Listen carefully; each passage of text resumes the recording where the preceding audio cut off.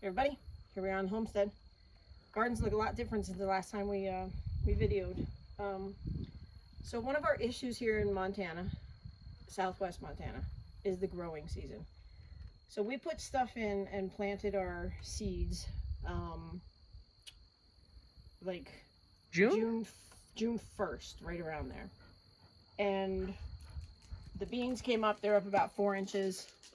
And then the first day of summer, June 21st, we had frost and it pretty much bit and destroyed everything we had in. We had a couple tomatoes in, our celery, things like that. So things were up, about 4 inches or so.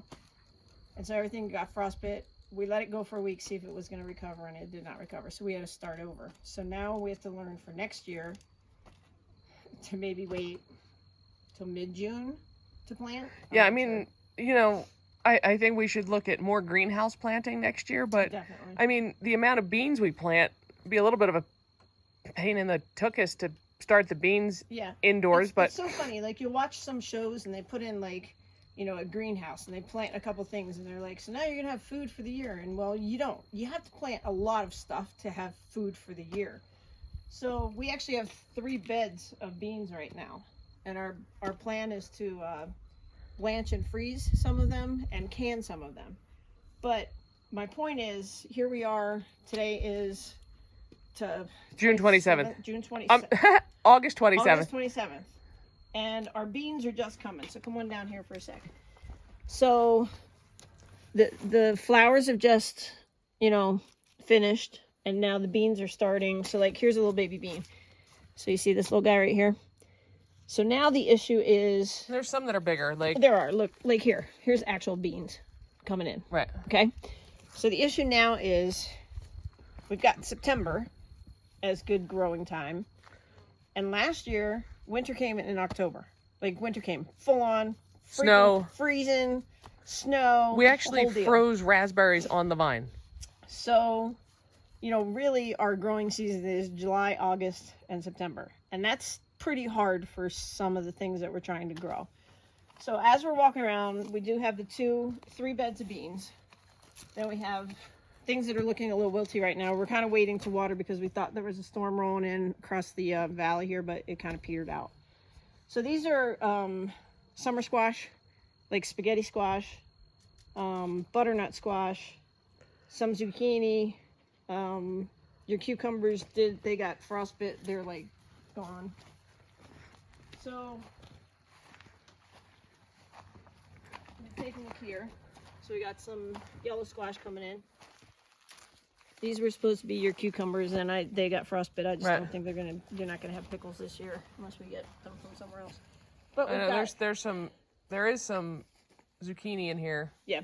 So all the flowers are coming, right? All the flowers are coming, but germination time that we have now is so difficult to work with in what we're doing. Brussels sprouts. First year for Brussels sprouts. Yep, so we're trying Brussels sprouts in here, and they're coming. They're kind of cool. They're looking good down in here.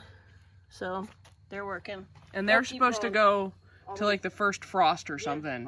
First frost.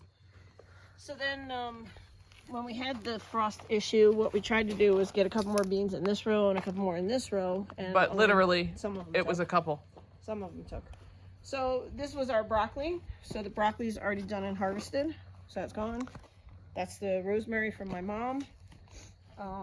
We got more tomatoes, thankfully, from somebody that was growing them in a greenhouse, hydroponically. So they're all behind at this point. We should have tomatoes by now. And they're kind of just starting. But we have, little babies on here and a ton of flowers and stuff. So it is super, super difficult to grow stuff. Got some nice aromas coming in here. Yep. But here's the celery we started from little butts. Let's see what happens with that. And then to your left, Katrina, is all herbs. So we've been drying our herbs at this point, which is going great. So there's peppermint, spearmint, oregano, yep, lemon thyme, yep, chocolate mint, regular thyme. Yep. We got all kinds of thyme. Peppermint? Orange mint, I think. No, I think it's peppermint. Peppermint. And then chives, and garlic chives, basil. and basil. And the basil got frostbit, but it did come back, so that's It tried really hard. Um, And then this is a whole row of snap peas. 2 rows of snap peas, and we've been eating these and harvesting these. We have to actually get the rest off the vine pretty quick now and do something with them today. Our strawberries, we had a great spring crop, and we'll probably have another fall crop. We'll see what happens there. The asparagus was wonderful, coming in pretty strong in the spring, and then had a good crop with that. So now they're starting to feather out already. But the chickens love this stuff. They'll eat all this stuff. And then our raspberries actually took off like wonderfully. Yeah, I mean, here's a new baby here, These ripened up. baby here. Yeah, there's babies everywhere. And we've actually got a couple of ripe ones right now that we can pick today and eat. So these really impressed us, how these shot up. But Yeah, this whole bed will actually be raspberries, which will be great. Yep. And then behind you are the 2 pear trees. One's doing great. The other one's trying. Struggling. And then we'll move down to where the figs are. So our figs. What's this cage here? Yeah. We don't have free roaming vegetables here? No. So the figs are in the middle. And last year a rabbit got into the yard. So even with a dog here, there was a rabbit in here. The rabbit ate the figs all the way down, and like the size of my thumb or oh something. my god, and we thought they were just killed dead. All of a sudden, within the last like month, No, this one showed up. This one showed up about 2 months ago. Okay. And then these are 2 pepper plants in here too. yes, and then here's the other fig tree we bought, and within the last month, Figs come back. yeah, this guy's come back. So again, the figs in the middle, and then it's actually eggplants on the outside. So, I am determined not to have the rabbit get in there this year. Yeah, and so eat figs again, and let them try to recover. Kim Alcatrazed the figs. I did, yeah. So we went down to Ace in town and we bought the wire for this, and I mismeasured and got 20 feet. Should have gotten 24 feet, but because I save everything, these are all pieces of wire that are stitched together right now, and it's not the right height, but it's good enough for now, and it's going to work. Now, I did learn when we stored out in the lean-to here last year, we stored the straw and hay for the bunny, and I put it up in a wheelbarrow. And the bunny, the same bunny that was in here, decided to nest in the wheelbarrow and pee and poop in the wheelbarrow where the straw was. So I know they do jump.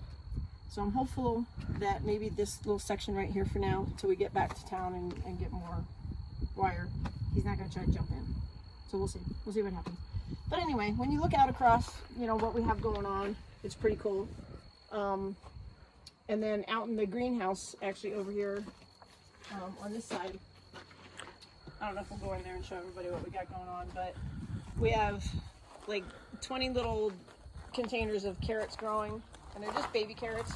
They're half-size carrots or something. Because we like the little ones, so they're all across the top there. Down in the bottom is our lettuce and Swiss chard, which are doing great. And there is 1 zucchini plant in there as well.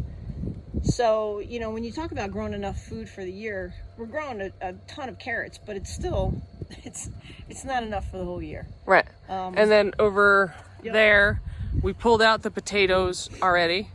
And we did stick another batch in to see if we might get a fall crop. Because we just have little potatoes we grow, not big giant ones.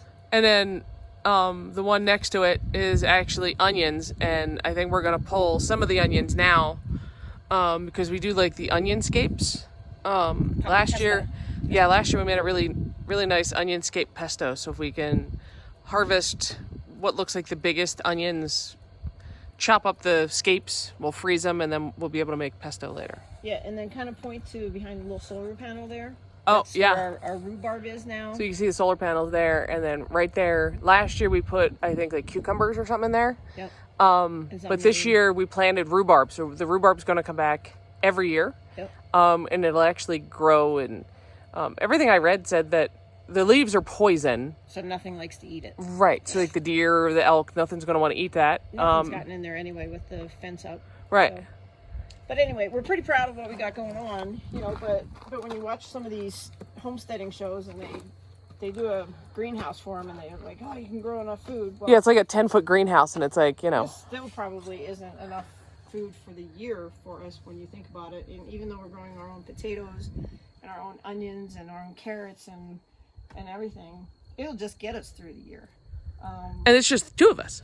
It's just I mean, we do like some stuff like we give away. Like we'll make a ton of spaghetti sauce, presents. and we give it away as presents and stuff. But still, like It's a lot, and it's been a challenge, but we're learning every year, which is awesome.